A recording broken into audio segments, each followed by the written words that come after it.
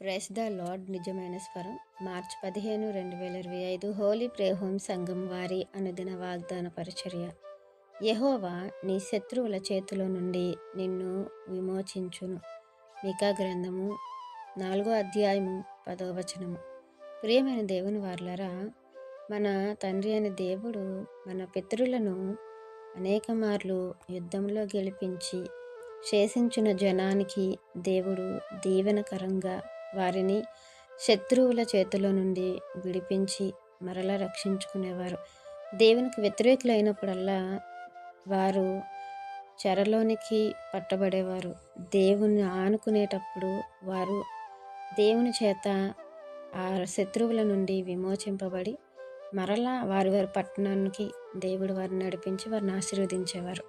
ఇక మన వరకు వస్తే మనకంటూ శరీరులు ఎవరు శత్రువులు లేరు. ఒకవేళ ఉన్నా ప్రభు మనకు నేర్పించిన బాట ఏంటంటే, నీ శత్రువుని నువ్వు ప్రేమించు, నీ శత్రువును ఆకలిగొన్నప్పుడు వారికి ఆహారము పెట్టు, దాహముగొన్నప్పుడు వారికి దాహము నువ్వు చూపించే ప్రేమే వారిని మారుస్తుంది, వారిని గెలిచేలా చేస్తుంది. కాబట్టి నీ శత్రువుని ప్రేమించి ఆ శత్రువు కోసం నువ్వు ప్రార్థించు అని మన ప్రభు మనకు నేర్పించారు. మరి మనకున్నటువంటి శత్రువు ఎవరు అనంటే, మనకున్నటువంటి అతిపెద్ద శత్రువు దేవుడికి విరోధి, దేవుని నుండి మనల్ని దూరం చెయ్యాలన్న కంకణం కట్టుకున్నవాడు అపవాది. వాడు మనల్ని కృంగదీయడానికి, అనేకమైన సమస్యల సుడిగుండంలో మనల్ని పడేయటానికి, మనల్ని బలహీనులు చేయటానికి, మన శరీరమే మన మాట వినకుండా చేయటానికి వాడు మన చుట్టూ తిరుగులాడుచూ ఉంటున్నాడని వాక్యం సెలవిస్తుంది. అలాంటప్పుడు మనము దేవునికి లోబడినప్పుడు, దేవుని ముందు మోకాళ్ళున్నప్పుడు, దేవునితో సహవాసం చేసినప్పుడు మన శరీరం అనే శత్రువును మనం జయిస్తాము. దేవుడు అపవాది వేసినటువంటి ఆ ఉరుల్లో నుండి మనల్ని విడిపిస్తారు. అలాగే అనేకమైన బంధకముల నుండి మనల్ని విమోచిస్తాడు అనే సత్యం మనకి అర్థమవ్వాలి.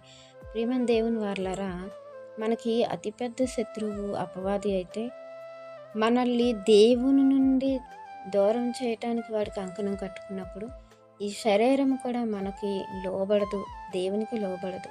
శరీరానుసారమైన మనసు ఈ లోకం మీద ఆశిస్తుంది, ఈ లోకం మీద మనసు నుంచుతుంది.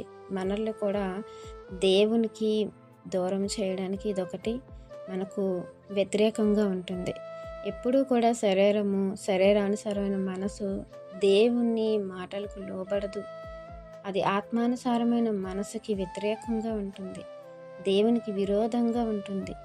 ఎల్లప్పుడూ కూడా బద్ధకముగా, దేవుని పట్ల నిర్లక్ష్యముగా, దేవుని ముందు మనల్ని వాడబడనివ్వకుండా ఈ శరీరం అనే సాధనము మనల్ని కృంగతీస్తూ ఉంటుంది. అలాంటప్పుడే ఆత్మానుసారమైన మనసును మనము ధరించుకొని వాక్యానుసారమైన జీవితాన్ని జీవించటానికి శరీరాన్ని వాక్యము ద్వారా లోపరుచుకుంటూ దేవుని యొక్క చిత్తాన్ని జరిగించటానికి ఈ శరీరాన్ని వాడుకుంటూ ఉండాలి.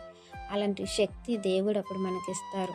మనం ప్రయత్నిస్తే మనకు విజయమే కలుగుతుంది. కానీ నిర్లక్ష్యంగా ఉండి శరీరానుసారమైన మనసును మనం ఆనుకుంటే మనం దేవునికి విరోధులుగా ఉంటాము. అయితే దేవుడే మనకు సహాయం చేయాలి. ఈ యొక్క శరీరం మీద, లేకపోతే అపవాది వేస్తున్న ఆలోచన మీద మనల్ని జయించే విధముగా దేవుడు మనకు సహాయం చేస్తారు. కాబట్టి మనము పోరాడునది ఇంకా దేనితోనో కాదు, మన శరీరంతో. మనం పోరాడునది అంధకార దురాత్మ సంబంధులతో.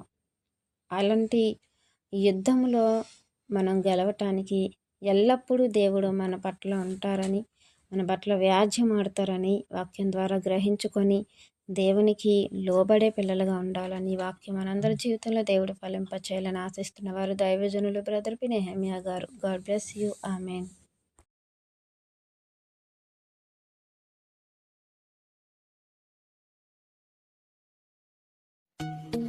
Hi friends, Holi prayer home Gajuwaka సంగమ వారు మాట్లాడిన విలువైన దేవుని సందేశములను మీరు వినటానికి మా యొక్క యూట్యూబ్ ఛానల్ హోలీ ప్రేయర్ హోమ్ను సబ్స్క్రైబ్ చేసుకొని పక్కనున్న బెల్ ఐకాన్ క్లిక్ చేయగలరు.